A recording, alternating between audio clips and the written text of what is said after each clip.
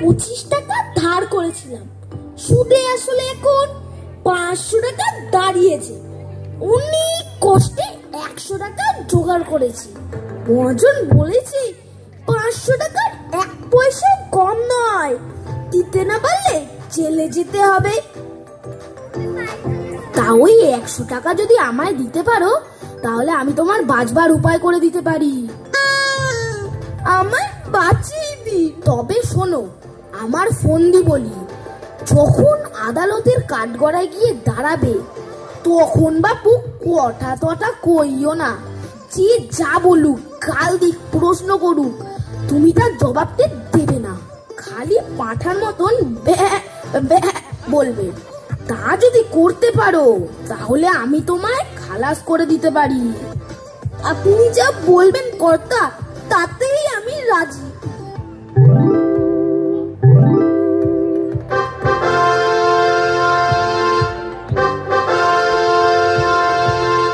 যা বলিব সত্য বলিব, সত্য ছাড়া মিথ্যা বলিব না।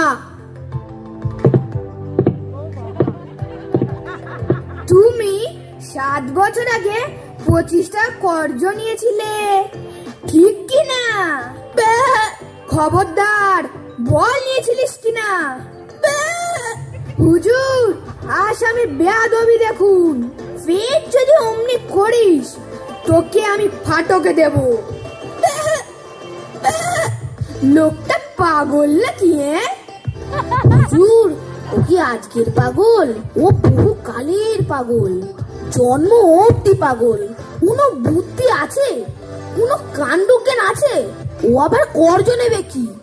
ও কি কোনো খত লিখতে পারে নাকি? আর পাগলের খত লিখলেই বা কি? দেখুন দেখি এই হতবাগা মহাজনটার কাণ্ড দেখুন তো। ইচ্ছে করে জেনে শুনে পাগলটাকে ঠকিয়ে নেওয়ার মতলব করেছে। এরা বলেছে এইখানে একটা আঙ্গুলের টিপ দে। পাগল কি জানে, সে অমনি টিপ দিয়েছে। এই তো ব্যাপার। Order order order. এত গোলমাল কেন? সবাই চুপ। Order order.